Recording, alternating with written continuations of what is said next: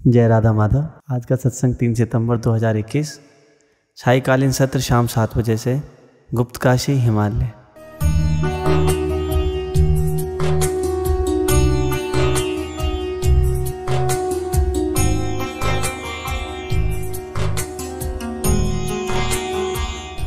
हरि ओम। अज्ञानतिमिरन्धस्य ज्ञानाञ्जनशलाकया चक्षुरुन्मिलितं येन तस्मै श्रीगुरुवे नमः। जय जय श्री राधारमण, जय जय नवल किशोर, जय गोपी चित्तचोर प्रभु, जय श्री माखन चोर। भक्त भक्ति भगवंत गुरु, चतुर्नाम वपु एक, इनके पद वंदन किए नाशै विघ्न अनेक। नारायणं नमस्कृत्यं नरं चैव नरोत्तमं, देवीं सरस्वतीं व्यासं ततो जयमुदीरयेत्। श्री लाडली लाल की, परम पूज्य बाबूजी बाबा की, देवर्षि नारद जी महाराज की, श्रीमन्नारदीय नुकुंज बिहारी विहरणी जू की जय। श्री प्राची बिहारी लाल की, भक्तवत्सल भगवान की जय। जिन्होंने एक गणिका उद्धार की जो ये गाथा हम सुन रहे हैं, प्राची जी ने ये चरित्र सुने और ये हमने भी सुने। हमने किन से सुने?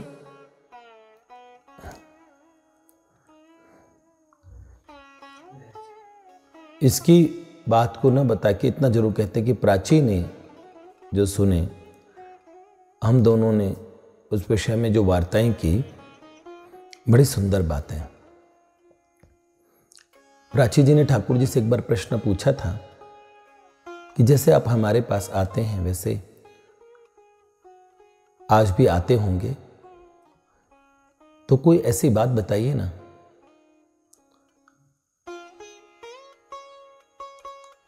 इस वर्तमान युग की, तो ऐसी वर्तमान युग की कई वार्ताएं उन्होंने सुनी, जिन भक्तों के विषय में जैसे हम कहते हैं ना, न फूल चढ़े न दीप जले, किसी को पता नहीं लगा।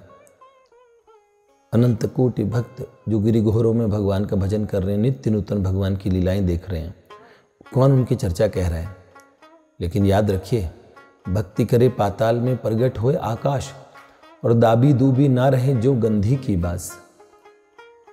जैसे कोई भक्ति पाताल में करे तो आकाश में प्रकट होगी, और कोई इत्र की कहीं किसी ने शीशी खोली तो उससे जो सुगंध होगी, उस सुगंध को कोई रोक नहीं सकता किसी तरीके से। इसी तरीके से भक्ति वृक्ष का, भक्ति रूपी इन हमारे भाव भक्ति रूपी इन पुष्पों का जो सौरभ है, उसे कोई रोक नहीं पाएगा, उस सुगंध को कोई रोक नहीं पाएगा। तो हमने शायरा जी का चरित्र हम सुन रहे थे, और हमने सुना कि जिस समय शायरा को ये पता लगता है, राजा धीरेन घोष उसे बताते हैं, और कि वास्तविक बात यह है, जिनको तुम हमारा पुत्र समझती हो, और अब जिसे तुम बुत कहती हो, एक मूर्ति, एक धातु का बुत, असल में वो तो परब्रह्म परमेश्वर प्रभु हैं, जिनके प्रति हम प्रगाढ़ पुत्र भाव रखते हैं। तो उन्होंने बोला, शायरा तुम उन बहुत बड़े महाभाग्यशालियों में से एक हो, जिनको इस जीवन काल में उनके साक्षात्कार होते हैं। तो वो तुम्हारे पास वो ही आए थे। तो शायरा ने एक प्रश्न पूछा। उन्होंने कहा, राजा साहब क्यों मजाक उड़ाते हैं? ना मैंने भजन किया, ना मैंने भक्ति की, मैं तो उनके नाम से भी वाकिफ नहीं थी। मैंने आपको ये पंक्ति सुनाई थी ना, परगना 24 में रहती एक तवायफ थी, मुझसे तो क्या वो मेरे नाम से भी न वाकिफ थी। ऐसा क्या था उसमें जो फिर मुझको भा गया। क्या ऐसा क्या था फिर उसमें जो मुझको भा गया, तुमने पुकारा प्राचीलों में आ गया, तुमने पुकारा सखीलों में आ गया। ये नाम से भी वाकिफ नहीं थी, ऐसा क्या था जो उसमें भाग गया। देखिए बिंदु जी का एक पद है, आप लोगों ने सुना होगा, है? क्या? यही सदग्रंथ कहते हैं और यही सब, हाँ, यही सब संत कहते हैं, यही सदग्रंथ गाते हैं। क्या? कौन से गुण पे भगवान रीझ जाते हैं इसका आप अनुमान नहीं लगा सकते। तो बिंदु जी ने कई कटाक्ष किए हैं सरकार पे, इसमें जरा सोचिए इस शायरा ने ऐसा क्या किया होगा कि प्रभु इसके पास आए, कौन सा कारण है। वैसे तो भगवान का नाम है अकारण करुणा वरुणालय, बिना कारण के करुणा करने वाले प्रभु, जानते हैं ना आप? तो जरा सुनिए, देखिए जरा। ये सब संत कहते हैं, यही सदग्रंथ गाते हैं, यही सब संत कहते हैं, यही सदग्रंथ गाते हैं। न जाने कौन से गुण पे दया निधि रीझ जाते हैं, न जाने कौन से गुण पे दया निधि रीझ जाते हैं, न जाने कौन से गुण पे दया निधि रीझ जाते हैं। देखिए दुर्योधन, राजा दुर्योधन ने न्योता दिया, नहीं आए, फिर क्या हुआ? नहीं, ठाकुर जी दुर्योधन नहीं बोलते, ठाकुर जी सुयोधन कहते हैं। तो क्या? नहीं स्वीकार करते हैं निमंत्रण नृप सुयोधन का, नहीं स्वीकार करते हैं निमंत्रण नृप सुयोधन का, निमंत्रण नृप सुयोधन का। उनका निमंत्रण 56 भोग छोड़ दिए। विदुर के घर पहुंच कर भोग छिलकों का लगाते। विदुरानी ने भाव से भर के केले की गिरी तो फेंक दी और ठाकुर जी को देखती रही टकटकी लगा के और छिलके खिलाने लगी। 56 भोग छोड़ के छिलके खाने वाला, क्या कारण है?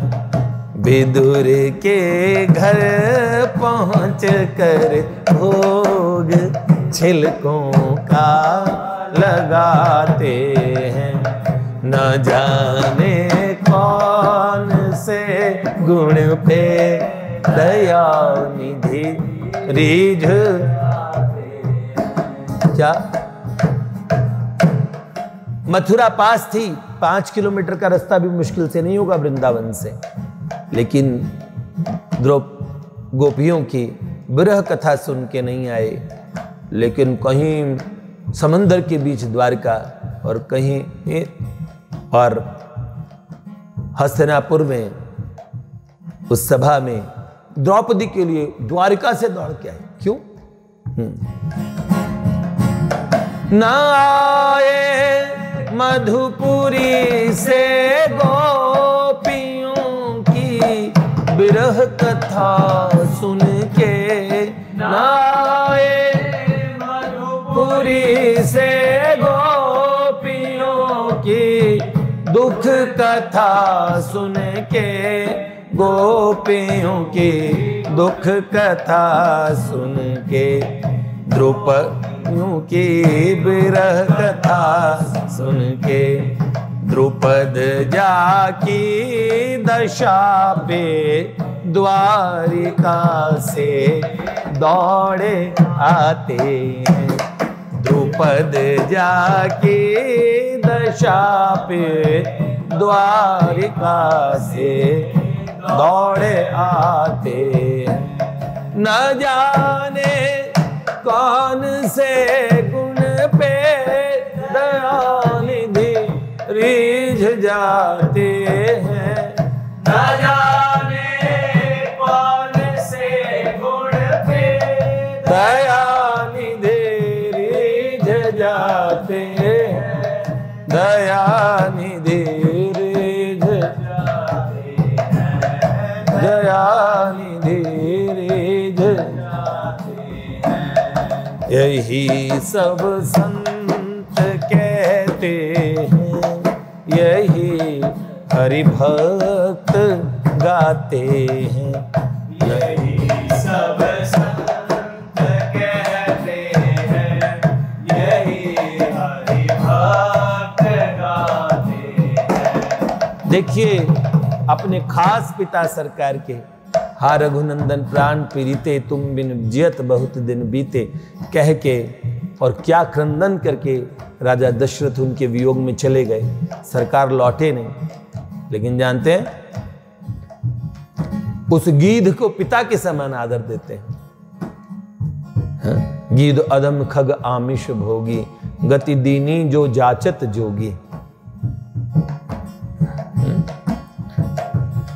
न रोए बन गमन में निज पिता की वेदनाओं पर, न रोए बन गमन में निज पिता की वेदनाओं पर, पिता की वेदनाओं पर, पिता की वेदनाओं पर।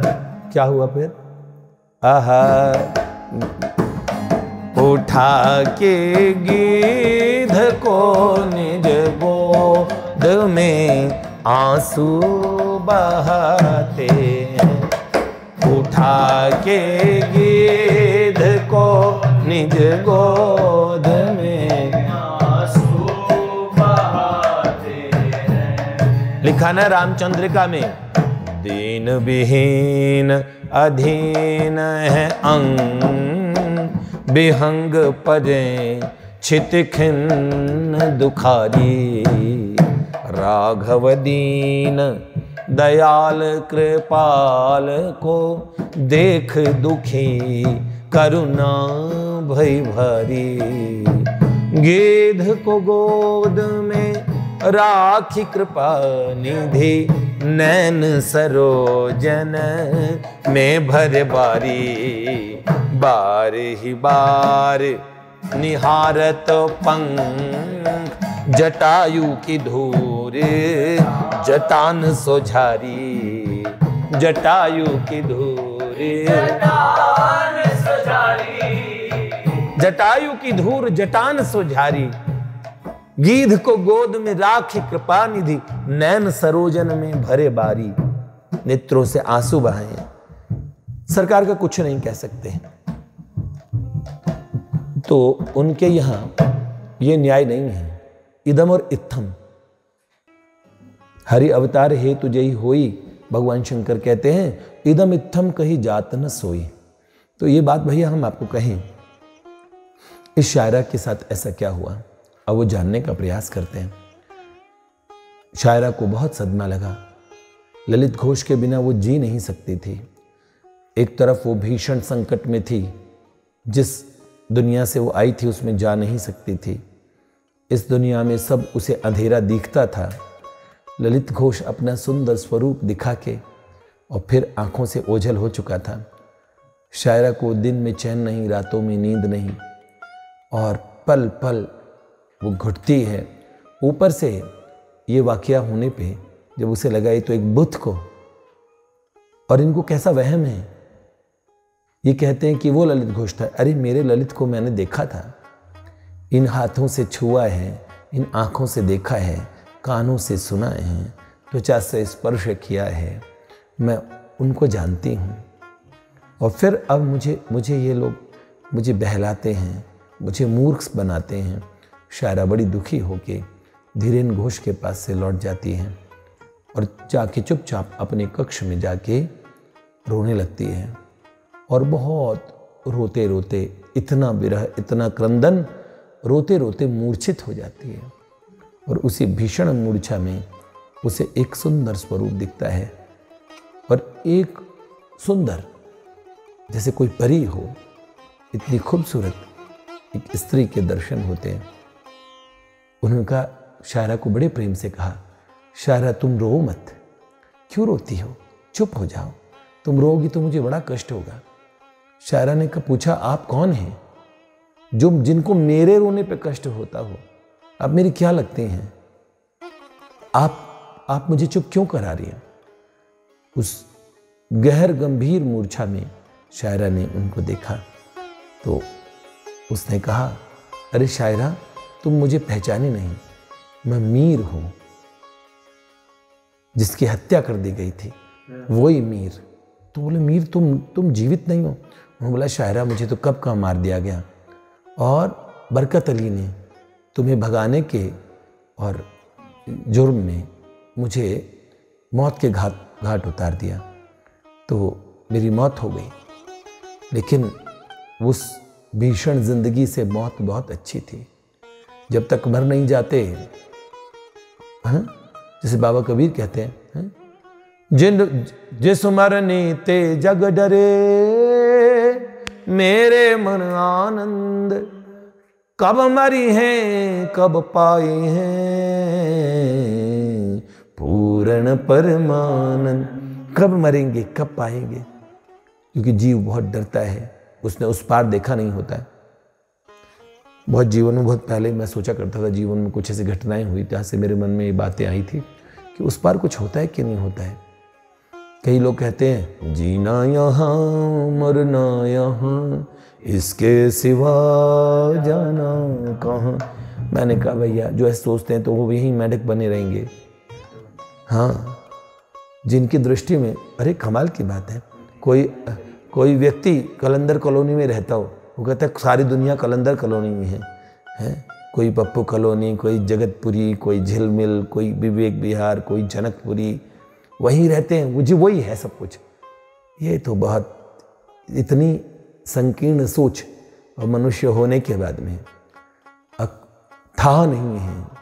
अनंत आकाश है, अस्तित्व अनंत है, निसर्ग अनंत है, अनंत मृषारिका मंडल है, अनंत प्रभु के हाथ की सृष्टि अनंत है, अनंत का व्यवस्था अनंत ही करता है।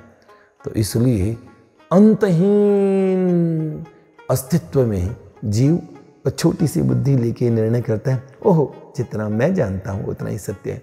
तो मन में था क्या होता है, तब तक तो कुछ नहीं पता है। पर कहते ना, अपने मरे बिना कुछ चीज़ देख नहीं पाते। जीवन में बहुत सारी बातें हैं, हमने सच में, हम सीकर बने और सच में जो जानना चाहता है और उसको वो वस्तु मिलती है, जो खटखटाता है उसके लिए दरवाज़ा खोला जाता है। तो ये बात आई और उन्होंने कहा, मीर तुम्हारी हत्या हो गई, ये तुम्हें कौन सा रूप मिला? उन्होंने कहा, देखो मैंने सुना था, मैं तुम्हें कहता था ना कि जन्नत नहीं मिल सकती। मुझे लोग ये कहा करते थे, तुम एक किन्नर हो, और एक किन्नर को, एक हिजड़े को और कभी जन्नत नहीं मिलती। तो मुझे ये कहा जाता था, बार बार मुझे ये कहा जाता था। लेकिन तुम जानते हो कि मुझे लेने खुद फरिश्ते आए, मुझे लेने फरिश्ते आए। और जब मुझे लेके जाने लगे तो मैंने पूछा, कहाँ लेके जाते हो? तो उन्होंने कहा, सीधे तुम जन्नत चलो, तुम सीधे स्वर्ग में चलो। तो मैंने पूछा कि मेरा ऐसा कौन सा काम है जिससे मुझे जन्नत ले जाया जा रहा है? तो उन्होंने कहा कि देखो, तुम्हारा हाथ उस शहजादे ने पकड़ा था और इसी कारण सारे फरिश्ते तुम्हें और आदर करते हैं। तुम्हारा उस दुनिया में बड़ा सम्मान हो गया है क्योंकि उस शहजादे ने तुम्हारे हाथ पकड़े। तो उन्होंने कहा, शायरा किसी भ्रम में न रह जाना, वो शहजादा साधारण नहीं है, फरिश्ते सजदा करते हैं उसके आगे। हाँ, पूरी कायनात और उसके आगे सर झुकाती है। तो उन्होंने कहा ओहो। तो शायरा ने कहा क्या बात है, लेकिन मैं कैसे जानूं उस शहजादे का मुझसे क्या मतलब है। तो उन्होंने कहा जाओ और राजा धीरेन्द्र घोष के गुरु हैं जिनका नाम है नित्यानंद दास, उनसे जाके पूछना कि अमीना कौन थी, इसी के साथ तुम्हारे साथ ये सब क्यों हुआ, उसका रहस्य खुल जाएगा। बाकी शायरा, जो हकीकत है उस शहजादे की जब तुम्हें पता लगेगी तो तुम अपने आपे में नहीं रहोगे। अभी तुम कुछ हैरत में, कुछ शुभा तुम्हें है, कुछ खौफ है, तुम समझ नहीं पाई हो, पर तुम आगे समझ जाओगे और सच में उस शहजादे को और कोई भी दिमाग लगा के नहीं समझ पाएगा। तो क्यों? क्योंकि किसी से उनकी मंजिल का पता पाया नहीं जाता।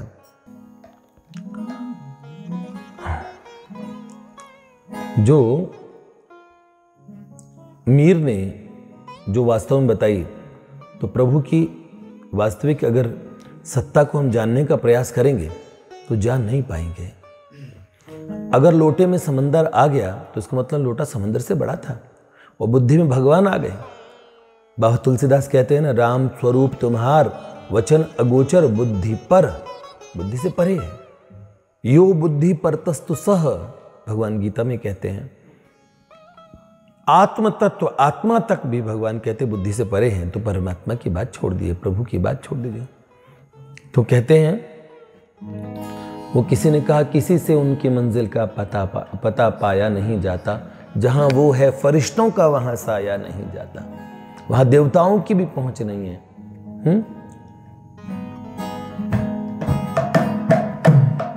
किसी से उनके मंजिल का पता पाया नहीं जाता, किसी से उनके मंजिल का पता पाया नहीं जाता, जहाँ वो है फरिश्तों का वहाँ साया नहीं जाता, जहाँ वो है फरिश्तों का वहाँ साया नहीं जाता। फकीरी में भी मुझको मांगने में शर्म आती है, फकीरी में भी मुझको मांगने में शर्म आती है। तेरा बन के, तेरा बन के, तेरा बन के अब मुझसे हाथ फैलाया नहीं जाता, तेरा बन के अब मुझसे हाथ फैलाया नहीं जाता, किसी से उनकी मंजिल का पता पाया नहीं जाता, जहाँ वो है फरिश्तों का वहाँ साया नहीं जाता। तेरा बन के अब हाथ किससे फैलाएंगे? फकीर बनने के बाद में भी कितना गर्व उन प्रभु का हो जाए हम, और अगर हम वहां चले जाएं और हमारी टांग टूट जाए तो फिर और एहसान की बात है। क्यों? मेरे टूटे हुए पांवों तलक का मुझ पे एहसान है, मेरे टूटे हुए पांवों तलक का मुझ पे एहसान है। तेरे दर से, तेरे दर से, तेरे दर से अब उठ के और कहीं जाया नहीं जाता तेरे दर से अब उठ के और कहीं जाया नहीं जाता किसी से उनकी मंजिल का पता पाया नहीं जाता जहाँ वो है फरिश्तों का वहाँ साया नहीं जाता। अब देखिए मोहब्बत एक ऐसे नगमे की जैसी है जो हर किसी साज पे बजा नहीं सकते। क्यों? मोहब्बत के लिए कुछ खास दिल मखसूस होते हैं। मोहब्बत के लिए कुछ खास दिल मखसूस होते हैं। ये वो नगमा, ये वो नगमा, ये वो नगमा है जो हर साज पे गाया नहीं जाता। ये वो नगमा है जो हर साज पे गाया नहीं जाता किसी से उनकी मंजिल का पता पाया नहीं जाता। जहाँ वो है फरिश्तों का वहाँ साया नहीं जाता। और मीर ने कहा, देखो इस कलाई को, इस हाथ को शहजादे ने पकड़ा तो मुझे फरिश्ते मेरी कदम बोशी करते हुए मुझे ले गए। और क्या रसूख है उस शहजादे का तुम जानोगी, बहुत जल्द जान जाओगी शहजादा कौन था। पर धीरेन घोष के गुरु महाराज के पास जाओ और उनसे पूछो अमीना कौन थी, और इससे तुम्हारे सारे राज खुल जाएंगे। शायरा बेसब्र सी होके धीरेन घोष के पास जाती है और उनसे पूछती है, मुझे आपके गुरुदेव से मिलना है, आपके गुरुदेव से मिलना है। धीरेन घोष ने कहा, ठीक है बेटे, मैं भी चाहता हूं कि तुम उनसे मिलो, क्योंकि तुम ललित के विषय में ज़्यादा तभी समझ पाओगे जब एक संत बताएंगे, एक महापुरुष बताएंगे। और धीरेन घोष सुंदर पालकियां सजवा के शायरा को और लेके स्वयं जब महात्मा श्यामानंदीय परंपरा की महात्मा नित्यानंद दास जी के पास में जाते हैं, तो विरक्त महापुरुष एकांत में भगवान का भजन करते थे। और जैसे ही उनको देखा शायरा को, तो महापुरुष जोर जोर से क्रंदन करने लगे, हा गौरांग, हा निताय, जय निमाय, जय निताय। और भगवान से प्रार्थना करने लगे, हे भक्तवत्सल हो, हे कृष्ण करुणा सिंधु, दीन बंधो जगतपते, हे प्रभु, हे भुवनेक बंधु, हे अधम उदाहरण, आप कितने कृपालु हैं।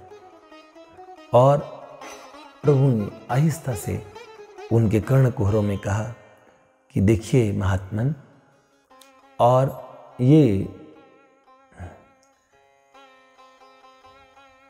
जिसको हमने स्वयं खींचा है, एक नर्क से अपने सुंदर निज आलय की तरफ हमने इसको प्रेरित किया है, आप इसकी शंका का समाधान करें। महापुरुष भगवत कृपा से सारा रहस्य जान गए। आते ही उन्होंने कहा, बेटी तुम एक प्रश्न पूछने आई हो, सो हम जानते हैं। तुम पूछना चाहती हो अमीना कौन? तो शायरा अवाक रह गई, क्योंकि ये बात सिर्फ मीर ने उनको बताई थी, उसने धीरेन घोष को भी नहीं कहा। तो उसने कहा, भगवान आप बताइए, आप बताएंगे महात्मन तो मेरी शंका का समाधान होगा, कृपा कीजिए। तब महापुरुष विवल होकर रोते हुए कहते, देखो बेटी, तुम पे ऐसी कृपा हुई है, तुम सच में भगवान पतितोद्धार करते हैं। ये मेरे जीवन काल की ऐसे पतितों को उद्धार की ये मेरी दृष्ट लीला हो गई जो मैंने स्वयं देखी है। तो देखो बेटी, लखनऊ में तराना नाम की और एक तवायफ थी जो बंगाल में ढाका के और नवाब के पास में, और जिसका जाना हुआ और नृत्य के लिए बड़ी मशहूर थी। उसके एक संतान होती है जिसका नाम था अमीना, और पूर्वी बंगाल में उस समय हिंदू मंदिर हुआ करते थे। तो अमीना छोटी बालिका थी और जब वो खेला करती थी बाकी बालकों के साथ में, तो कभी कभार मंदिर के बाहर से देखा करती थी तो भगवान के सुंदर श्री विग्रह, गौड़ीय वैष्णवों का पूरे बंगाल में प्रभाव हुआ करता था उस समय। तो वह जा जाके मंदिरों के बाहर सुंदर होने वाले नाम कीर्तन और प्रभु का सुंदर नाम सुन के भाव विवल हो जाती थी। छोटी बालिका इतना भगवान से प्रेम करती थी, घर वाले, उसकी माँ उसे मना भी करती थी, लोग भी मना करते थे कि तुम मत जाया करो, लेकिन वो कहती थी देखो कितने सुंदर बुत हैं, कितने सुंदर बुत हैं और कितने प्यारे हैं, और उन्हें बड़े प्रेम से निहारा करती थी। और धीरे धीरे धीरे धीरे उसका जो आकर्षण था उस अज्ञात तत्व की तरफ, वो उसे उस तरफ खींचने लगा। एक दिन मंदिर में कथा का आयोजन होता, अमीना बाहर होती और कथा के आयोजन में बाहर से कि आज लोग क्या कर रहे हैं, कीर्तन, एक संत का बड़ा पूजन हो रहा है। और उस संत ने भगवान की, तब तक अमीना कुछ समझदार हो चली थी, उसको पता था कि हम लोग समाज में रहने योग्य नहीं हैं और समाज के लोग हमें स्वीकार भी नहीं करते, तो मंदिर के बाहर से सुनती है। वो बड़ी कथाओं को सुन सुन के बड़ा श्री कृष्ण के प्रति प्रीति, इतनी प्रीति, और अचानक उसने भगवान की भक्त वत्सलता में गणिका उद्धार की कथा सुनी। तो उसे पता लगा कि प्रभु एक वो है, मेरा अवगुण भरा शरीर, क्या? मेरा अवगुण भरा शरीर, कहो जी कैसे तारोगे मोरे राम। मेरा अवगुण भरा शरीर, कहो जी कैसे तारोगे मोरे राम। मेरा अवगुण भरा शरीर, रंग का तारे बंका तारे, रंग का तारे बंका तारे, तारे सदन कसाई, तारे सदन कसाई। सुआ पढ़ावत गणिका तारी, सुआ पढ़ावत गणिका तारी, तारी मीरा बाई, तारी मीरा बाई। मेरा अवगुण भरा शरीर, कहो जी कैसे तारोगे मोरे राम। मेरा अवगुण भरा शरीर। उसके मन में होता है, जब वो गणिका उद्धार, एक वैश्या के उद्धार के शास्त्र की कथा सुनती है, संत बड़े भाव विवल होकर भगवान की करुणा, अब वो इंतजार करती है कब ये महापुरुष मंदिर से बाहर निकलेंगे, मैं चरण पड़ जाऊंगी और पूछूंगी क्या आपके भगवान मुझे भी मिल सकते हैं, क्या प्रभु स्वीकार करते हैं, हम जैसे लोगों को भी स्वीकार करेंगे। और जैसे ही अमीना बाहर, और वो युवती जो ठाकुर जी को बाहर बाहर से बड़ी ललचों चितवन से देखा करती थी, उसे लगता था कि उसके हृदय की एक आंतरिक तार, उसे कोई अज्ञात शक्ति, उन प्रभु में जिस दिन भगवान के शिव विग्रह के हम भी दर्शन करते पर ऐसा आकर्षण नहीं महसूस करते, उसके निर्मल हृदय में देखो कितनी पाप में जगह पे उसका जन्म होता है। और ये च पाप यदुपाश्रया श्रया शुद्ध्यंति तस्मै प्रभु विष्णवे नमः। भगवान कैसे करते हैं, कितने करुणा कर कैसे प्रभु डर चुके थे अमीना पे और बाहर निकल के वो क्रंदन करते हुए महापुरुष के चरणों में गिर पड़ती है। महापुरुष कहते हैं क्या बात है बेटी, रोती क्यों हो? उसने अपना परिचय दिया और कहा देखो मैं किसकी संतान हूँ, मैं इस प्रकार की पाप योनि हूँ, और आप मुझे बताइए क्या प्रभु हमें स्वीकार करेंगे, क्या प्रभु हमें स्वीकार कर सकते हैं? तब महापुरुष ने कहा बेटी हरि नाम एव केवलम, भगवान का नाम कलयुग में कलौ नास्तेव नास्तेव नास्तेव गतिरन्यथा, कली में कोई और गति नहीं। बेटी भगवान के नाम का आश्रय लो।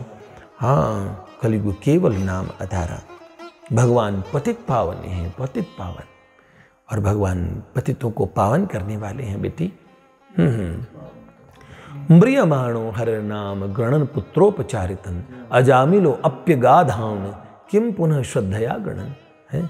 सादर सुमिरन जे, हमारे बाबा तुलसी बाबा कहते हैं भाय को भाय अनख आलस, नाम जपत मंगल दिस दस सा, भाई को भाई बेबसहूँ जासू नाम नर कहीं।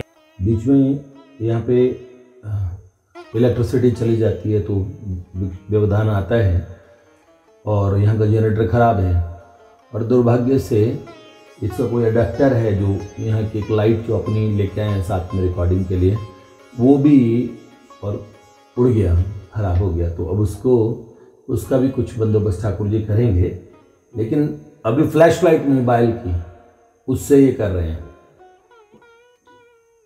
रिकॉर्डिंग। तो हम ये कह रहे थे कि बिबसहूँ जासू नाम नर कहीं, विवश होके भी अगर जीव भगवान का जिनका नाम लेता है, उन ठाकुर का नाम लेगा तो भवबारिधि गो। देखिए एक व्यवधान और, इन्होंने माइक ही नहीं लगाया। अब बताओ मुझे रोक के बीच में माइक लगवाते हैं, कैसे कैसे बच्चे हैं ये। सुनिए, हम कह रहे थे कि बिबसहूँ जासू नाम नर कहीं, बिबसहूँ जासू नाम नर कहीं, भवबारिधि गो पद इव तरही। विवश होके भी कोई उनका नाम लेता है तो उसके लिए भवसागर एक गाय के खुर जितना बड़ा भवसागर बन जाता है, आदमी उसे आराम से तर जाता है। भवबारिधि गोपद इव तरही। पर सादर सुमिरन, देखो नहीं, बिबसहु जासु नाम नर कहीं, और जन्म अनेक रचित अगदहि। विवश हो के जबरदस्ती भी भगवान का नाम लेता है, उसके अनेक जन्मों के जो रचित इकट्ठे एकत्र पाप हैं, संचित पाप हैं, वो जल जाते हैं। और लेकिन सादर सुमिरन जे नर करहीं, सादर सुमिरन जे नर करहीं, भवबारिधि गोपद इव तरहीं। जो सादर सुमिरन करेंगे, तो हम तो जबरदस्ती सुमिरन करने वाले नहीं हैं ना, हम तो सादर सुमिरन कर रहे हैं। आप चिंता न कीजिए, प्रभु का नाम कितने अमंगलों का नाश करता है। और अमीना भगवान के नाम में डूब गई और उसको इतना नाम भगवान का जपती थी। उसके पास न माला थी, लेकिन उसके पास क्या था, सांसों की माला में सुमिरूं मैं पी का नाम। उसके मन में इतना आकर्षण था प्यारे प्रियतम प्रभु के प्रति,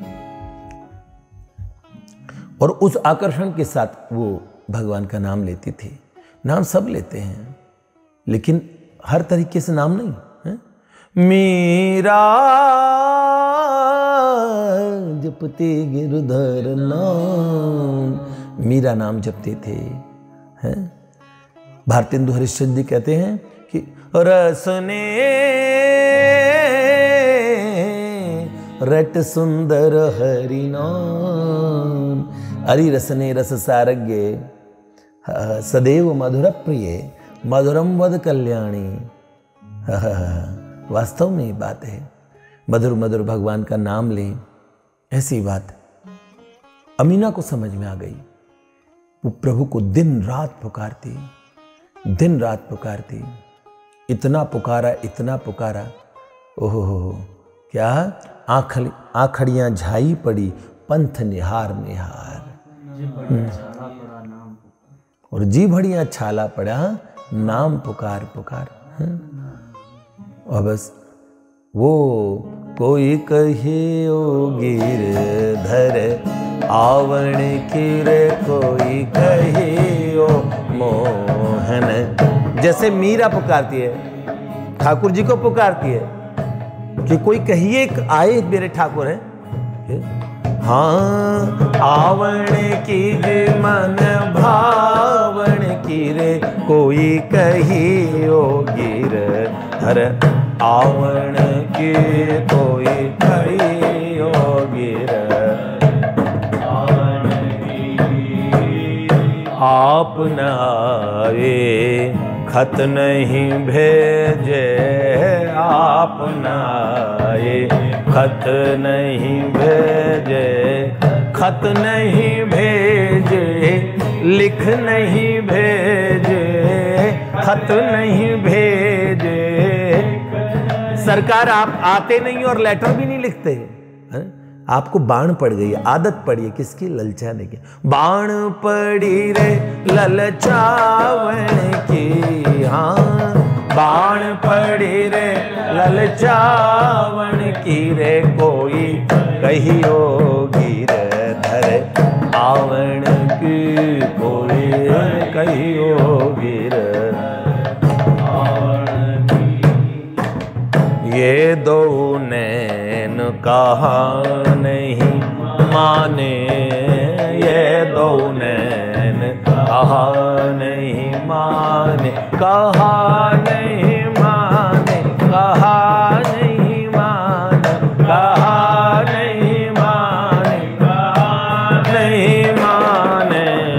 ये दो नैन कहा नहीं माने, ये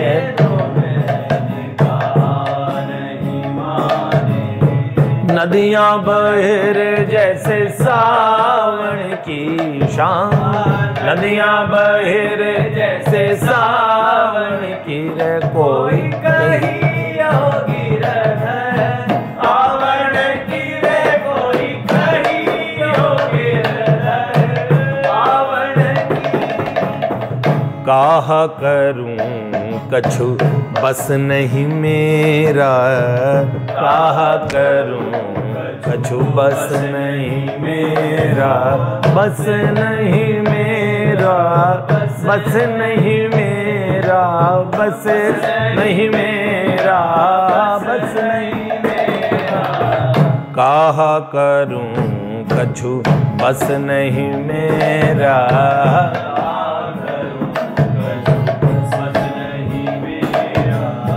पंख होते तो उड़ जावण की शाम, पंख लगे तो उड़ जावण की रे, कोई कहियो गिरधर आवण की, कोई कहियो गिरधर आवण की।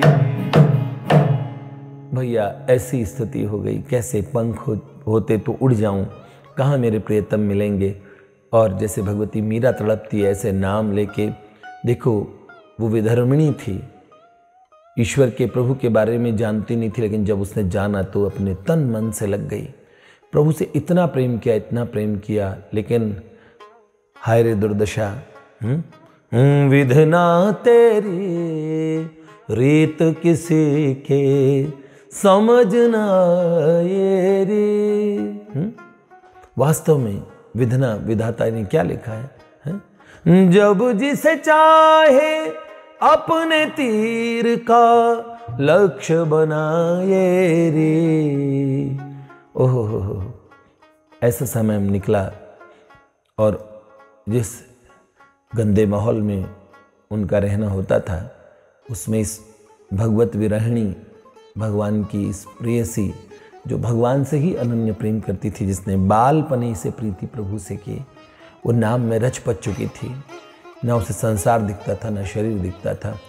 ऐसे में उसके साथ में जिस गंदे स्थान पे वो थी, इसके साथ एक बड़ा भीषण हादसा हुआ और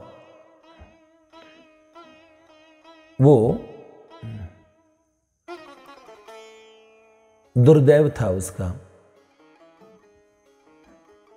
जिस व्याभिचार के स्थान पे वो थी और उसके गर्भ में कोई बालक आया। किसी नवाब के यहाँ से, नवाब ने लोक लज्जा के भय से उसको चटगांव के पास जो रियासत थी राजा धीरेन्द्र घोष की, वहाँ भेज दिया। और वहाँ से बात प्रारंभ होती है कि अमीना उस रियासत में आ जाती है। वो वही समय था जब राजा धीरेन्द्र घोष के यहाँ पे एक हादसा हो चुका होता है। उनका इकलौता बेटा ललित घोष जा चुका होता है। ऐसे में उनके गुरुदेव ललित घोष के स्थान पे प्यारे ठाकुर जी को और उनका पुत्र, कि भाई राजा धीरेन्द्र घोष से अपना पुत्र माने, ललित किशोर ठाकुर थे, लेकिन सब घर के लोग ललित घोष कहा करते थे। और वो ललित किशोर जी जो ललित घोष के नाम से बुलाए गए, उन ठाकुर को उनकी स्थापना का समय था। और उस समय एक सुंदर हवेली के अंदर अमीना ठहरी थी और जैसे ही उसने भगवान का मनमोहक कीर्तन सुना है, हरि हराय नमः कृष्ण यादवाय नमः, हरि हराय नमः कृष्ण यादवाय नमः, गोपाल गोविंद राम श्री मधुसूदन, गोपाल गोविंद राम श्री मधुसूदन, हरि हराय नमः कृष्ण यादवाय नमः, हरि हराय नमः कृष्ण यादवाय नमः, गोपाल गोविंद राम श्री मधुसूदन, गोपाल गोविंद राम श्री मधुसूदन, हरे कृष्णा हरे कृष्णा कृष्णा कृष्णा हरे हरे, हरे रामा हरे रामा रामा रामा हरे हरे।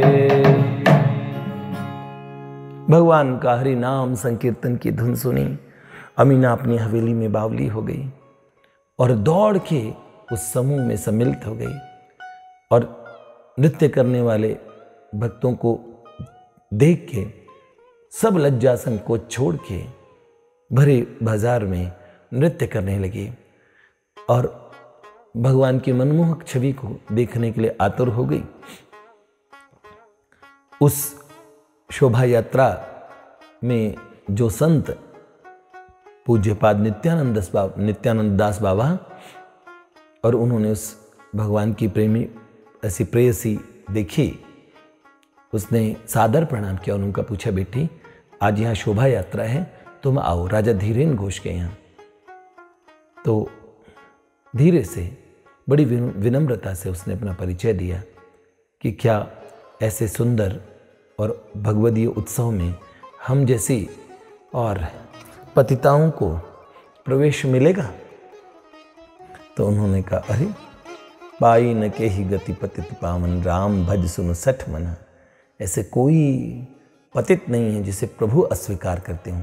बेटी भगवान तो अधम उदाहरण है, पतित पावन है, चलो तुम चलो।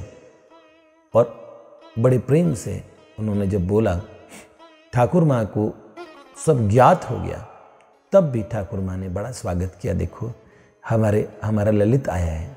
और माँ ठाकुर माँ बावली थी, राजा धीरेन्द्र घोष, किसी को ये नहीं लग रहा था, सबको लग रहा था ललित घोष का अभाव पूरा हो गया जब ठाकुर जी आए ललित किशोर के रूप में। उस घटना की साक्षी थी अमीना। और जिस दिन ललित किशोर ठाकुर पहली बार उस घर में आए, उसी दिन से उस ठाकुर से वो मिल चुकी थी। अब वहां पे दो लोग जितने प्रेम से देखते थे ना ठाकुर को, जैसे धीरेन्द्र घोष, राजा धीरेन्द्र घोष खुद, और ठाकुर माँ, और तीसरी थी अमीना, वो इतने ही प्रेम से प्यारे प्रभु को देखती थी। और उसने बड़ा सुंदर ऐसे भाव में भर के नृत्य किया, सुंदर प्रभु के लिए गायन किए। उसका गायन सुन के सब लोग मंत्रमुग्ध हो गए। ठाकुर माँ ने कहा, बेटी तुम आया करो, ललित को कुछ सुनाया करो। और तब से उस घर में बार बार किसी न किसी बहाने से अमीना आती थी। उस ठाकुर कभी वो ठाकुर का बागा सिलने के लिए और आग्रह करती ठाकुर माँ से। ठाकुर माँ कहती, हाँ तुम बनाओ अपने हाथों से। और बड़े स्पर्श अस्पर्श का विचार करने वाली ठाकुर माँ भी। और उस अमीना को सीधी पहुंच उसने घर के निज मंदिर में अमीना ललित किशोर से मिलने आती है। धीरे धीरे धीरे ठाकुर माँ तो भगवत सिद्धि को प्राप्त कर जाती है। ठाकुर जी उसके सामने स्वयं प्रकट होके और सुंदर ललित घोष के रूप में जब बूढ़ी माँ के सामने आने लगे, तो भूल गई कौन पोता, कैसा पोता, कौन जीवन, कौन संसार। अब उनका एकमात्र आसक्ति का केंद्र ठाकुर माँ की ललित था, उनका प्यारा ललित घोष। पर वो ललित घोष नहीं जो शहजादा, अब जो शहजादा था वो अनंत कोटि ब्रह्मांडों के अधिपति ठाकुर, जो नंद जशोदा के कुंवर है, वही कुंवर और शहजादा बन गए धीरेन्द्र घोष के। धीरेन्द्र घोष को धीरे धीरे भगवत वाणी सुनती है, भगवान नाम जप करते थे, माला लेके अश्रुपात होता था, झरझर नेत्र बहते थे। ठाकुर माँ माला लेके भजन नहीं करती थी। ठाकुर माँ का तो एकमात्र भजन था ललित घोष में गाढ़ आसक्ति। इतनी आसक्ति संसार में कोई किससे क्या करे। ठाकुर माँ के 24 घंटे क्षण क्षण रातों में उठ के अपने ललित को देखा करती थी, ललित सोता है कि नहीं सोता है। और जब जाती थी ठाकुर माँ तो पलंग पे सच में ललित घोष, सुंदर प्यारे श्याम सुंदर ललित किशोर सोया करते थे। ठाकुर माँ ने ऐसे सुंदर सुंदर दृश्य प्रभु के देखती थी, नित्य तृप्त रहती थी और नित्य अतृप्त रहती थी। घर के लोगों को जब वो बोलती थी, अरे ललित का ध्यान रखा कर दो, मेरा ललित जवान हो गया है, मेरे ललित का ब्याह करेंगे, जब ऐसी बातें बोलती थी घर के नौकर समझते थे ये पागल खाना है, ये पागल खाना है, क्योंकि उन्हें कुछ न दिखता था। तो धीरेन्द्र घोष को, उनकी माँ को सब लोग समझते थे कि बेटे के वियोग में ये सब लोग बावले हो गए, ये बुढ़िया पोते के वियोग में बावली हो गई। कोई ना समझता था कि बावले वो लोग थे, वो तो सच्चे के पागल थे जिन्होंने गल को पा लिया था। ओह, इन्हीं पागल दिमागों में भरे मस्ती के लच्छे हैं, हमें पागल ही रहने दो, हम पागल ही अच्छे हैं। ऐसी बात उनके आनंद की। और धीरे धीरे अमीना भी उस पागलपन का शिकार हो गई। और देखती ललित घोष प्रतीक्षा में रहते। और अमीना जिस बेचारी ने एकमात्र प्रेम ही श्री कृष्ण से किया, और वो कैसे संसारी लोगों का शिकार हुई, लेकिन अंततोगत्वा उसे ठाकुर ने अपना लिया। जब श्री कृष्ण की हो गई तो अब ठाकुर जी क्या करते, कभी कभार जब वो बूढ़ी माँ को नहीं पाते, ठाकुर जी नहीं मिलते, तो पता लगता वो अमीना की हवेली में जाने लगे। और ठाकुर जी इतना प्यार करने लगे अमीना से। युवती अमीना अपने बाल्यकाल की प्रीति से लेके और भगवान का नाम जपती। और जब ठाकुर न मिलते तो वो बूढ़ी दादी ठाकुर माँ के पास आती, कभी ठाकुर जी उसके पास चले जाते और ठाकुर जी को प्रकट रूप से ये तीन लोग एकदम प्रत्यक्ष देखते। तो अमीना को तो जहाँ वात्सल्य भाव से ठाकुर माँ देखती थी, वात्सल्य भाव से धीरेन्द्र घोष, वहीं माधुर्य भाव से अमीना में ब्रज गोपिकाओं के भाव आ गए। और फरिया को फार लाल चुनरी चढ़ाऊंगी, इतना। और ठाकुर जी की वंदना अलग अलग सुंदर सुंदर नामों से करती है, मनमोहन है। और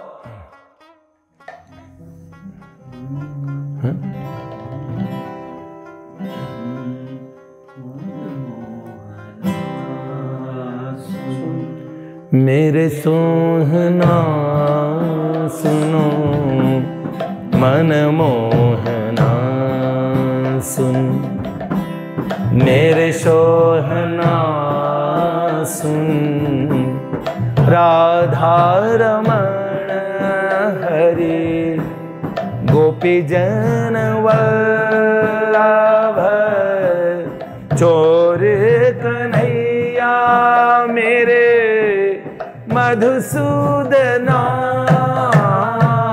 गोविंद गोविंद गोपाल मोहन मदन गोपाल, नाम अनेकों तेरे दीन दयाल, गोविंद गोविंद गोपाल मोहन मदन गोपाल, नाम अनेकों तेरे जन प्रतिपाल, मेरे रोम रोम में मोहन तेरा नाम रूप संकीर्तन, मेरे रोम रोम में मोहन तेरा नाम रूप संकीर्तन, भज गोविंदम भज गोपालम गोविंदम भज गोपालम, गोविंदम भज गोपालम गोविंदम भज गोपालम, गोविंदम भज गोपालम गोविंदम भज गोपालम, गोविंदम भज गोपालम गोविंदम भज गोपालम। श्यामाजू धड़कन में तेरी मोहन का वास, चरणों के तेरी मोहन हमको है आस, धड़कन में तेरी मोहन का वास, चरणों के तेरी मोहन हमको है आस, हे मीरा के गिरधर मीरा के गिरधर शबरी के रघुनंदन, के गिरधर शबरी के रघुनंदन, गोविंदम भज गोपालम गोविंदम भज गोपालम, गोविंदम भज गोपालम गोविंदम भज गोपालम, गोविंदम भज गोपालम गोविंदम भज गोपालम, गोविंदम भज गोपालम गोविंदम भज गोपालम। मन मोहना सुन मेरे सोहना सुनो, मेरे मोहना सुन, मेरे मोहना सुन राधा रमण हरे गोपी जन वल्लभ चोर कन्हैया मेरे मधुसूदना, राधा रमण हरि गोपी जन वल्लभ चोर कन्हैया मेरे मधुसूदना। ये बहुत पहले मेरे भाई रास बिहारी जी ने लिखा, मुझे पूरा स्मृति में भी नहीं था, मैंने यहाँ पे जैसे सिचुएशन लगती है मैं वैसी चीज़ गा देता हूँ। तो ये मेरे भाई रास बिहारी जी इनकी रचना है और उन्होंने गाया था, तो मुझे उनके मुंह से बहुत अच्छा लगता है। मैं तो लय में भी इधर उधर कर देता हूँ, गड़बड़ भी कर देता हूँ, लेकिन ये कन्हैया ने गिटार से सब मेरे को सही बांध के रखा है। तो ऐसी स्थिति और जो अमीना की हो गई, ठाकुर उसके साथ में नृत्य करते, ठाकुर को नृत्य दिखाती धीरे धीरे। और जब 3, 4, 5 महीने का गर्भ हुआ तो एक दिन ठाकुर जी ने उसे कहा कि सुनो अमीना, मुझसे कुछ मांग लो। तो उसने कहा नहीं श्याम सुंदर, मुझे सब कुछ मिल गया, आप मिल गए ओहो वो ना, तुम मिले दिल खेले और जीने को क्या चाहिए। वास्तव में ये बात है, तुम मिले दिल खेले और जीने को क्या चाहिए। वास्तव में ये बात होती है। हाँ हाँ, तो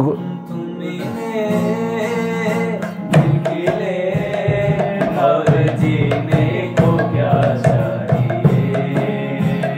ना हो तू उदास, तेरे पास पास मैं रहूंगा जिंदगी भर। ना हो तू उदास, तेरे पास पास में रहूंगा जिंदगी भर। सारे संसार का प्यार मैंने तुम्हीं से पाया। तुम मिले दिल खेले और जीने को क्या चाहिए। भैया ऐसी स्थिति हुई, जो कितनी सुंदर स्थिति होती है। जब प्रभु मिल जाते हैं फिर कुछ बाकी थोड़ी ना रहता है। भैया अमीना को कहा, जब बार बार तुम कुछ मांगो, तो उन्होंने पूछा प्रेम से कि प्यारे श्याम सुंदर, एक बात बताओ ललित, मेरे गर्भ में कौन है? तो बोलो, पुरुष है कि स्त्री है, कन्या है, हाँ? या कोई बालक है कि बालिका, ये बताओ। तो उन्होंने कहा, तुम्हारे गर्भ में कन्या है। तो उन्होंने कहा, कौन है ये? तो उन्होंने कहा, ओह, भक्तों के, तुम जैसे प्रेमियों के गर्भ से मेरे प्रेमी ही आते हैं। तो उन्होंने कहा, तुम्हारी कोई प्यारी है। प्रभु मुस्कुराने लगे। उन्होंने बोला, देखो एक बात बताओ, भविष्य मैंने कभी सोचा नहीं, कभी पूछा नहीं, बताओ क्या मेरी तरीके से इसका भी प्रारब्ध है? क्या ऐसे ही गंदे स्थान पे होगा? क्या ये वो तो नहीं बनेगी जो मैं बनी? तो प्रभु ने कहा, देखो सच में मेरे भक्तों के गर्भ से और कोई मेरे भक्ता है तो उस भक्त ही आते हैं, किंतु जिसका ये और अंश है वो महापतित और जीवों का अंश है। तो ऐसे महापतित के अंश होने से पाप में स्थान पे इन्हें रहना पड़ेगा और वही पाप योनि की प्राप्ति होगी जो आपको प्राप्ति हुई, जो तुम्हें प्राप्त हुई, जो प्राप्ति हुई जिस माहौल में जिसमें तुम रही हो वही उसे मिलेगा। ऐसे ही होगी। क्योंकि ये पापांश से इसका जन्म होगा, इसकी उत्पत्ति होगी, लेकिन इसमें तुम्हारा भी अंश है। इसलिए जो भी होगी वो मेरी प्रियता की भाजन होगी। तो उसने बड़े प्रेम से कहा, एक बात आज मैं आपसे मांगती हूं, अगर ऐसे किसी माहौल में वो चली जाए तो मुझे वचन दो कि तुम निकाल के ले आओगे उसे। सच में जैसे जो मैं न पा सकी वो पा जाए। इस कन्या का कोई कसूर नहीं है, वो संसार में आएगी और आपके चरणार बिंदु से दूर रहे। ऐसी मैं कोई बेटी इत्यादि का मेरे मन में कोई मोह या कोई भाव नहीं है, लेकिन एक पतित जीव और भगवत चरणारविंद को पाना भी चाहे तो उसके मार्ग में कितने व्यवधान होते हैं। प्रभु वो सारे व्यवधानों को आप दूर कर दो और कैसी परिस्थिति में क्यों ना हो उसे हाथ पकड़ के उससे बाहर निकालना, उसे ले आना, उससे बाहर लेके आना, बस यही वचन दे दो। प्रभु मुस्कुराए। उन्होंने बड़े प्रेम से ललित घोष बोले, ललित किशोर बोले, सुनो अमीना, तुम्हारे प्रेम में बंधा हूँ और निश्चित ही कहता हूँ कि वो जो आएगी वो मेरी प्रेयसी ही होगी और उसे सब प्रकार से मेरी प्राप्ति होगी। हाँ, प्रारब्धवशात वो उस पाप स्थान में पहुंच जाएगी, लेकिन मैं उसे खींच के ले आऊंगा, कैसी परिस्थिति भी क्यों ना हो, मैं उसे निकाल लूंगा बाहर। भगवान ने वचन दिया और कुछ समय पश्चात जब अमीना के प्रसव होता है उसी दरमियान अमीना भगवत धाम चली जाती है और उन्हीं का एक संबंधी बरकत अली, जो आयु में बहुत बड़ा था, शायरा से, नामकरण शायरा उसका ही रखा हुआ था, और वो ले गया।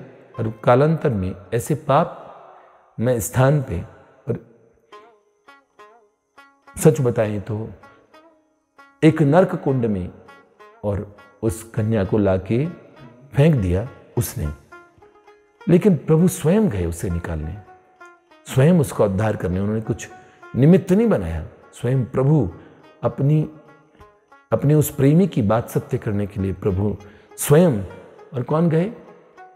वो ठाकुर जो चट गांव के पास की उस रियासत के ठाकुर माँ के पोते अपने आप को मानते थे और धीरेन घोष का पुत्र मानते थे, वो ठाकुर ललित घोष, वो गए। और वहां से गए 24 परगना, और 24 परगना से उस शायरा को निकाल के लेके आते हैं। और आप जानते हो, बस शायरा का जीवन पता नहीं अनंत काल की जो कालिमा है हृदय से वो मिट जाती है, और बस एक उज्जवल प्रकाश उसे दिख पड़ता है। महापुरुष, उन्होंने भी नाम दिया ललिता दासी, और नाम दे के उन्होंने कहा खूब कंठी माला, खूब जप करो। कंठी पहना दी बाबा जी ने, और कहा सुनो, बूढ़ी ठाकुर माँ की सेवा करना, अब ऐसे ही रहना, क्योंकि ललित ने उस घर की और पुत्र वधु तुम्हें कहा, ओह तुम उस कुल वधु हो उस वंश की, तो जाओ ठाकुर माँ की सेवा करो। और तब ललिता का भजन प्रारंभ हुआ, और ललिता ने इतना भजन किया, इतना भजन किया, भजन मूर्ति हो गई ठाकुर माँ की। इतनी सेवा की, इतनी सेवा की, और वर्षों बीत गए। धीरेन्द्र घोष और बूढ़े हो चुके थे, और काल का और ऐसा समय, ऐसा आयाम होता है, बूढ़ी ठाकुर माँ 100 वर्ष भी पार करके आगे निकल गई, और एक दिन बहुत बीमार पड़ गई। पक्षाघात हुआ, शरीर में लकवा आ गया, और दीर्घ शंका, लघु शंका भी कपड़ों में होने लगी। लेकिन ललित की चिंता, ललित ने कुछ खाया कि नहीं खाया, ललित क्या कर रहा है, ऐसे बस ठाकुर माँ की एक ही परवाह। और अब ललित की सारी सेवाएं करती थी, लेकिन ललिता के मन में एक कामना कि कब वो सखीरी में कब निरखूं घनश्याम, वो प्यारे श्याम सुंदर दोबारा कब नजर आएंगे, ऐसी मन में और बात थी। श्री राधे। देखिए कहाँ पे हम पहुंच गए थे। इतना विरह ललिता को होता है, फिर प्यारे अब दोबारा कैसे कब मिलेंगे। बरसों बीत चले थे और ठाकुर माँ के जीवन का अंतिम पड़ाव था। 6-7 महीने उन्हें बिस्तर से उठे हुए हो गए थे। सारी सेवा ललिता ने की।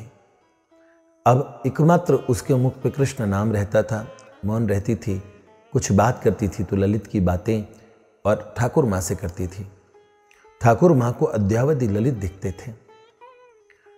धीरेन घोष को भी और स्वप्न इत्यादि में कुछ कुछ अनुभूति होती थी, लेकिन ठाकुर माँ जैसी इष्ट सिद्धि किसी की न थी।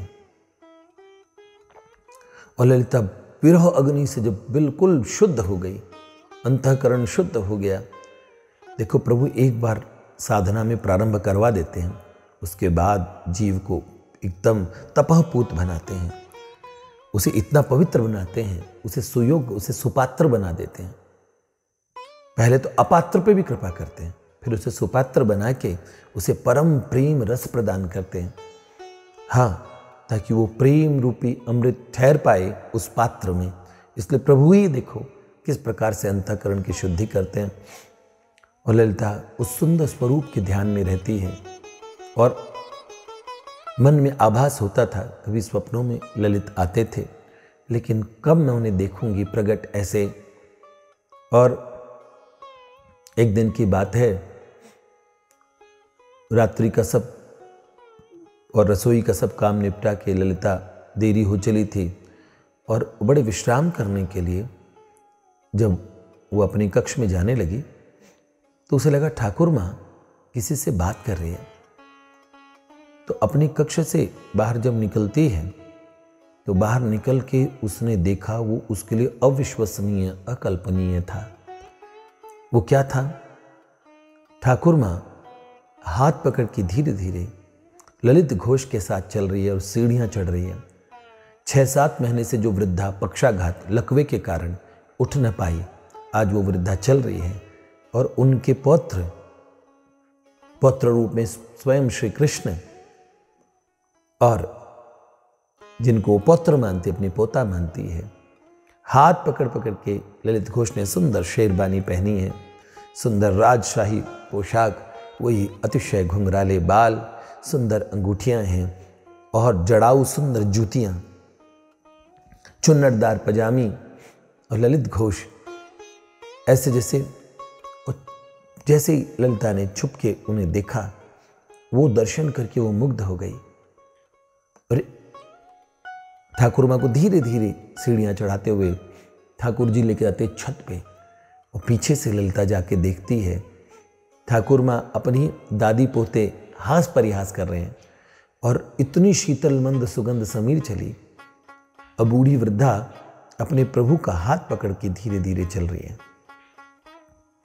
ऐसा सब दर्शन करके और जब सुंदर प्रभु की वो हवा में उड़ती अलकावली और ऐसा सुंदर जो स्वरूप देखा ललित का, एक बार सुध बुध भूल बैठी ललिता, और जब उसे होश आता है तो ठाकुर माँ और ललित घोष जा चुके होते हैं और आज उसके मन में आता है कि वो अपने कक्ष में न जाए, ललित घोष के कक्ष में जाए। सब चाबियां उसके पास होती है, अब घर की रख रखाव भी वही करती है। वो चुपचाप वो कक्ष खोलती है और जाके ललित घोष के उस कक्ष में जाना चाहती है, जिसमें ठाकुर जी का शयन कराया जाता था सभी उसमें। और जैसे ही दरवाज़ा खोलती है, प्रभु के प्रति उसके मन में इतना विरह होता है। जब दरवाज़ा खोलती है तो और सिंहासन, जिस सोफा जैसा एक सुंदर आसन होता है, उस आसन पे उसने देखा बड़ी शाही तरीके से स्वयं आज ललित घोष बैठे थे। वो बड़े प्रेम से उन्होंने नाम पुकारा और कहा, ललिता। जिस प्रेम से प्रभु ने उसे बोला और आज प्रभु के सुंदर दर्शन करके निहाल हो गई, भगवान के चरणों में गिर पड़ी, बारंबार रोने लगी। प्रभु ने मस्तक पे हाथ रखा, उन्होंने बोला, अब किसी काल में तेरा मेरा वियोग नहीं होगा, बिछोह नहीं होगा। देखो, दीर्घ काल के इस वियोग के बाद अब सर्वदा का संयोग है। अब तुम चिंता ना करो, रो मत, बस तुम्हारा यहाँ का कार्य अब पूरा होने वाला है। ठाकुर माँ और राजा धीरेन घोष शीघ्र ही मेरे नित्य लोक में पहुँचने वाले हैं और फिर तुम भजन करने के लिए, मेरे लीला चिंतन के लिए पूरी तरीके से सब कार्यभारों से मुक्त होकर मेरा भजन करोगे और कालांतर में मुझे प्राप्त कर जाओगे। प्रभु ने सुंदर आश्वासन दिया और आज उन्होंने कहा कि देखो, मैं तुम्हें स्वीकार करता हूँ। इस प्रकार से हम आपको कहें तो ललिता को प्राप्ति हो गई भगवान की। शायरा से ललिता दासी, खूब भजन किया इन्होंने। जगन्नाथपुरी, नवद्वीप, श्री वृंदावन, इन सबों में घूमती वृद्धावस्था में, और शायरा अपने प्रियतम के नित्य धाम इस पंचभौतिक कलेवर को त्याग के पहुंच गई। हाँ, तो इस प्रकार से भगवान कितने पतितों का उद्धार करते हैं। असंख्य पतित हैं जी, थोड़े बहुत नहीं। अद्यावधि इतनी घटनाएं होती है महापुरुषों के जीवन में, एक से एक अनुपम घटनाएं हैं। कितनों से हम मिले हैं। बस बहुतों की जीवन में होता है कि वो अपने आप को छिपा के रखते हैं। सच्चे संत, हमारे महापुरुष कहते हैं कि सच्चे संत अपने आप को छिपा लेते हैं। बस यही वाली बात है। आप पता नहीं कर पाएंगे। बाहरी रूप से प्रवचन इत्यादि करते हैं, समझाते हैं, सुनाते हैं, भीतर में उनके क्या चल रहा होता है। लोक संग्रह हमें लगता है कि देखो, इन्होंने अमुक आश्रम खोल लिया, अमुक गौ सेवा कर रहे हैं, ऐसे ऐसे कर रहे हैं, ऐसा हम संतों के जीवन में विविध प्रकल्प हमें दिखते हैं, लेकिन भीतर से उनका हृदय कहाँ होता है, किस प्रकार से जो साधना करनी है, प्रियतम को जो पाना है वो यहाँ से पाना है, हृदय से पाना है। तो वास्तविक बात है आज तक कितने लोग उन्हें पाते हैं, इसकी कानों कान खबर भी नहीं होने देते। इसलिए मैं तो कहता हूँ और आहिस्ता कीजिए बातें, आहिस्ता आहिस्ता कहिए, आहिस्ता आहिस्ता सुनिए, चलिए सुनते चलिए। शने पंथा शने कंथा शने पर्वत लंघने। और प्राची जी ने को जो ठाकुर जी ने कहा है, ऐसा क्या था फिर उसमें जो मुझको भा गया। आज आपको समझ में आ गया ना क्या था ऐसा। तुमने पुकारा प्राची, लो मैं आ गया। ये बहुत बड़ा प्रकरण रहा, क्षमा चाहता हूँ आपसे, लेकिन आप सुनेंगे तो चाहे धीरे धीरे हिस्से करके सुन लीजिए, लेकिन आपको बहुत लाभ होगा। श्री प्राची बिहारी लाल की, भक्त वत्सल भगवान श्री राधा माधव भगवान की जय। जय श्री राधे।